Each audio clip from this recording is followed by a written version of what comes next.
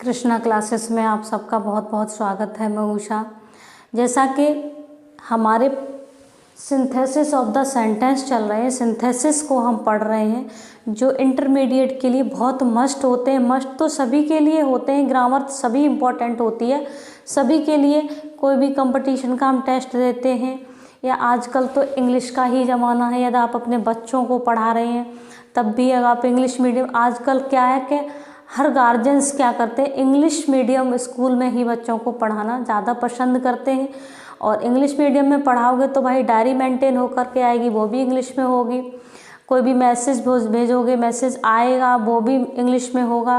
और उसके होमवर्क को समझने के लिए भी इंग्लिश का आना बहुत ज़रूरी है। इसलिए इंग्लिश तो सभी के लिए मस्ट है। आपको ग्रामर तो आनी ही चाहिए, ठीक है।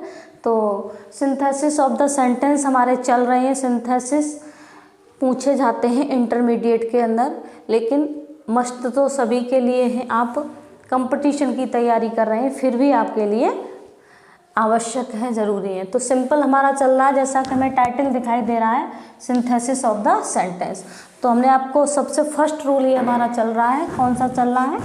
रूल फर्स्ट चल रहा है, जिसमें हमारे क्या सीख रहे हैं हम? To combine the sentence by participle. Participle के द्वारा वाक्यों को कंबाइन करना सीख रहे हैं। तो पार्टिसिपल कितने होते हैं? 3 होते हैं। कितने होते हैं? 3 होते हैं। प्रेजेंट पार्टिसिपल, पास्ट पार्टिसिपल और परफेक्ट पार्टिसिपल।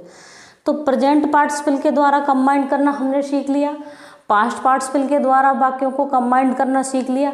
आज ही हमारा थर्ड होगा परफेक्ट पार्टिसिपल के द्वारा वाक्यों का जोड़ना। ये जैसा कि हमें टाइटल दिखाई दे रहा है, परफेक्ट पार्टिसिपल के द्वारा वाक्यों को जोड़ना। To combine the sentence by parts participle, ठीक है।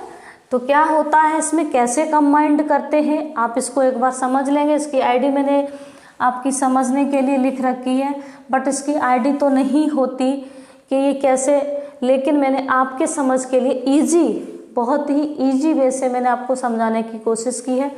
तो देखेंगे, प्रथम वाक्य की क्रिया की थर्ड फॉर्म बनाते हैं। क्रिया की क्या होता है? क्रिया को थर्ड फॉर्म बनाते हैं। जो क्रिया दी होगी प्रथम वाक्य में उसको क्या बनाएंगे? थर्ड, उसकी थर्ड फॉर्म बनाएंगे, बनाते हैं। उससे पहले हैविंग का प्रयोग करते हैं। किसका प्रयोग करते हैं? हैविंग का प्रयोग करते हैं। देखेंगे, having plus MB third plus object, इस तरह से एक एग्जाम्पल लिख लेंगे, फिर आईडी को एक बार समझेंगे तो आपके माइंड में बैठ जाएगा, क्लियर हो जाएगा। एक एग्जाम्पल से समझेंगे। देखो, I wrote a letter, I wrote a letter. दूसरा हो जाएगा, I sent it to my brother.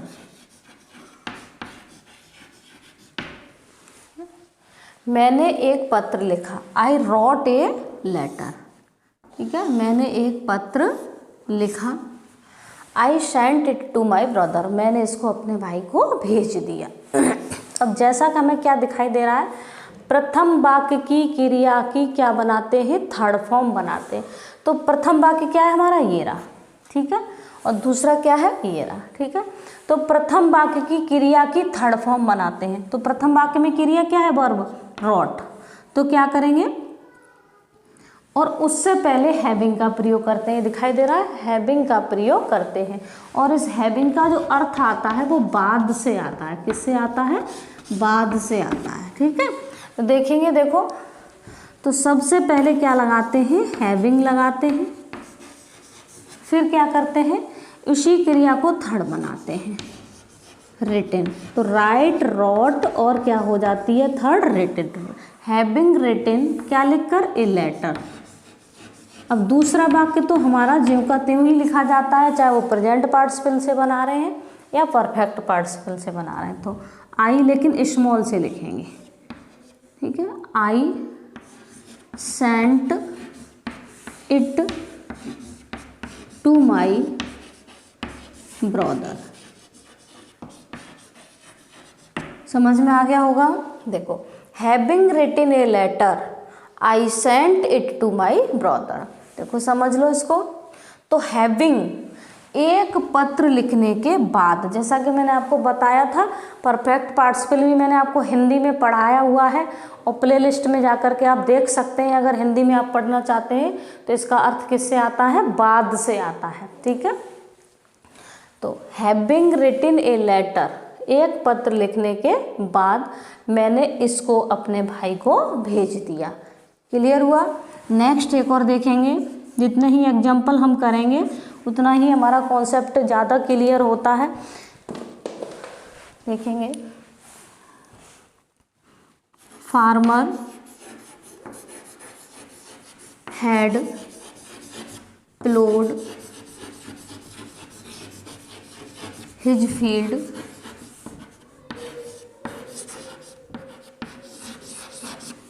दूसरा, ही slept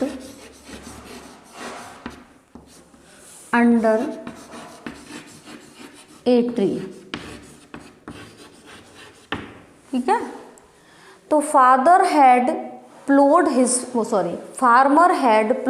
his field, he slept under a tree. समझ में आएगा? किसान ने अपना खेत जोत दिया था और वह क्या करने लगा? पेड़ के नीचे सो गया। तो क्या करने के बाद, कैसे बनाएंगे? क्या करने के बाद? हैविंग प्लोड। अब ये लगी हुई है हमारी प्लोड, इसकी थर्ड फॉर्म बनानी है। अब यहाँ सेकंड और थर्ड, प्लो की सेकंड और थर्ड सेम होती है, प्लो प्लोड प्लोड। ठीक है। तो हैविंग प्लोड, क्या जोत कर, क्या प्लो करके? His field.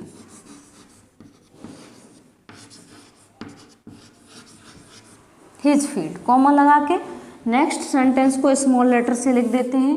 He slept under a tree. अब इसका अर्थ निकालेंगे। अपना खेत जोतने के बाद क्या कर लिया? यहाँ जो हमने ही लगा दिया, यहाँ हम क्या कर सकते हैं? ये ही दिख रहा है आपको, यहाँ फार्मर, यहाँ हम फार्मर भी लगा सकते हैं। फार्मर जो लगाएंगे तो ज़्यादा अप्रोप्रिएट होगा। ठीक है। क्योंकि नाउन हमारे पास है तो प्रोनाउन लगाने की क्या आवश्यकता है? तो क्या करेंगे? कोई बात नहीं, चाहे नाउन लगा दे, प्रोनाउन लगा दो। ठीक है। अब नेक्स्ट देखेंगे। देखो एक एग्जांपल और देख लेंगे, समझ लेंगे। माई मदर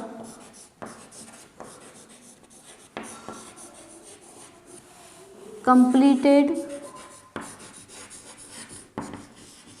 her work, दूसरा इसी का, she went into her room। Mother completed her work, माता ने क्या किया? अपना वर्क कंप्लीट कर लिया। कंप्लीट कर दिया मतलब पूरा कर लिया। She went into her room, वह अपने कमरे में चली गई। ठीक है। तो कैसे बना देंगे इसको? देखो समझेंगे। हैविंग कंप्लीटेड, कंप्लीट की सेकंड और थर्ड फॉर्म सेम होती है। ठीक है। Having completed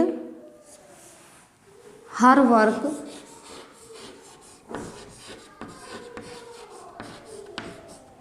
comma she went into her room. Having completed her work she went into her room, वह अपने कमरे में चली गई। इस तरह मुझे उम्मीद है कि आपको परफेक्ट पार्टिसिपल के द्वारा वाक्यों को कंबाइंड करना समझ में आ गया होगा। इस तरह से ये हमारा जो सिंथेसिस ऑफ द सेंटेंस है, जिसको हम सिंपल रूल्स पढ़ रहे हैं। क्या पढ़ रहे हैं? जैसा कि हमने आपको बताया था, सिंपल जो सिंथेसिस ऑफ द सेंटेंस जो होते हैं वो 3 प्रकार के वाक्यों से करे जाते हैं। वाक्यों को जोड़ा जाता है, सिंपल, कंपाउंड, कॉम्प्लेक्स। तो ये जो हमारे रूल्स चल रहे हैं वो कौन से चल रहे हैं? सिंपल चल रहे हैं। तो सिंपल सेंटेंसेस के द्वारा वाक्यों को सिंथेसिस करना सीख रहे हैं हम। तो उसका रूल नंबर फर्स्ट हो गया। रूल नंबर फर्स्ट क्या हो गया? Present participle, past participle, perfect participle, ये रूल नंबर फर्स्ट में आते हैं।